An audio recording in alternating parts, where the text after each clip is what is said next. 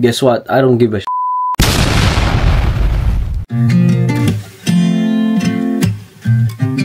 Morning guys, happy Thursday. Just finished up with my first call today. Actually, hindi siya natapos kasi may kausap yung seller. I don't know kung wife niya yon or somebody. So, tatawagan niya ako ulit. But I have another call in 5 minutes with another new lead. So, our lead flow are getting hot again. And then, after this, we're gonna go to our potential project. Dadali natin yung contractors para bigyan tayo ng quote for our spring project. And I'm still actually debating kung i-assign ko to or gagawin ko yung project na to. So, I'm just gonna prep myself para just in case I decided to do the project, then I know na ready ako. And then after that, yung deal na nakuha natin kahapon, i-assign na natin today. So, let's go. Samahan nyo ako today. Another busy day, another blessed day. So, I hope you guys are doing well. Let's go call our seller.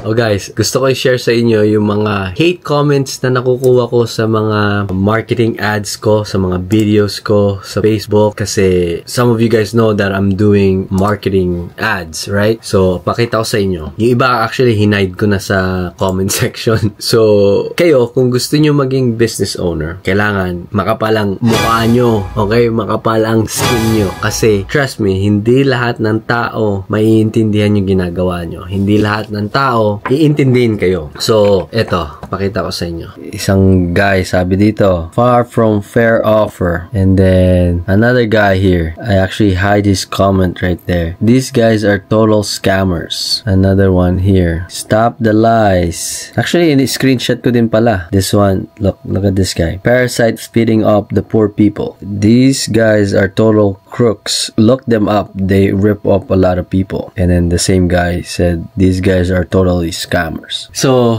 dati, when I started, it was getting into me. Like, I was getting so much hate comments, and then when nagsisend ako ng flyers ko, I was getting calls. So, nasisira yung araw ko kasi tatawagan ka ng isang seller, sasabihin, hey, don't put your flyers in my mailbox. If I see your flyer one more time, I'm gonna go kill you. Something like that. I'm gonna shoot you. So, sa tone pa lang ng voice, alam mo na, galit sila. Alam mo yun, nakakasira ng araw. Pero, days went on, months went on, years went on. I just got used to it. And I realized na talaga hindi mo kayang baguhin yung perception sa iyo ng mga tao. Kung ano man yung naiisip nila, it's because of what siguro kinalakihan nila or kung ano yung tingin nila sa sarili nila. Hindi yon about sa'yo. Kung ikaw nagbi-business, wag mo masyadong i-take it as personal. Kasi kung i-take mo siya as a personal, masisira ka sa business. Mawawalan ka ng encouragement, mawawalan ka ng drive na gawin yung ginagawa mo dahil nakikita mo yung mga hate comments nila. Kahit ito sa YouTube, some of you guys don't like me, but you guys are still watching. Some of you guys maybe have bad comment about me or story about me, pero guess what? I don't give a shit. I really don't. Kasi for me, I'm being true, I'm being authentic, I'm sharing what I'm doing, and I'm just building memories for my family. This YouTube right here, hindi ang focus ko is to make money. My focus is document what I'm going through each day, and my focus is bringing value to you guys, right? So, don't be discouraged kung meron kang haters. Actually, let them hate. Let them hate. So, let them hate para mas masarap sa feeling pag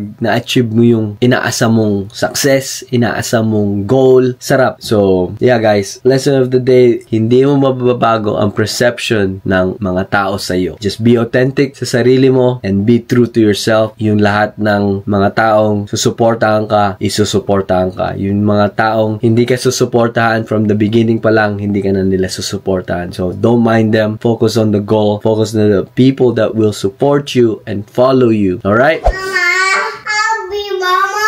Help mo daw siya, Mama. Daddy, come on.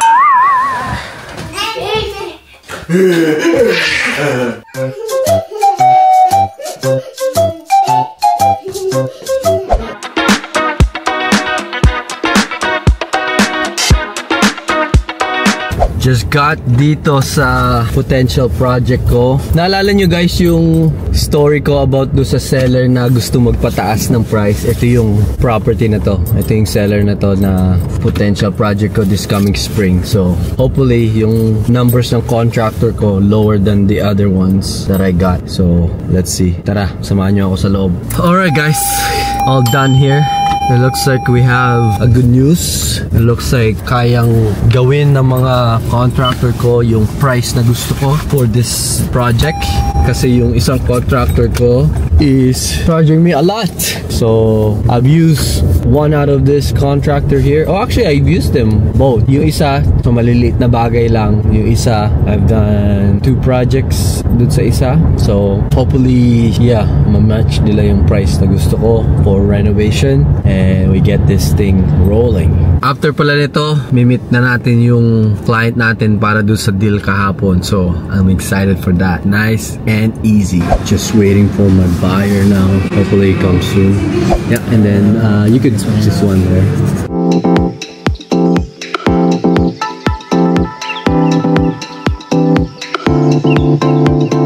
Alright guys, we're all done. Done deal baby, let's go. Let's go home. So happy. Mabilis lang tong deal na to. Boom, boom, boom. I'm gonna go take him tomorrow to see the house and we should be all good to go.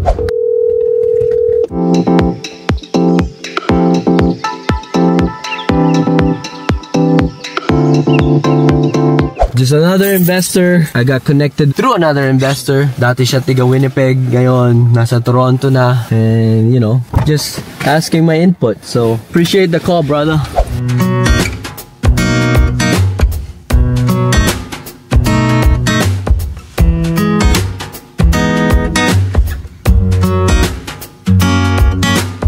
Ending the vlog here today, guys. What a grateful day. Another deal sold and more to come for sure. I hope you guys like this video. Don't forget to like, comment, and subscribe. I'll see you guys tomorrow. Peace.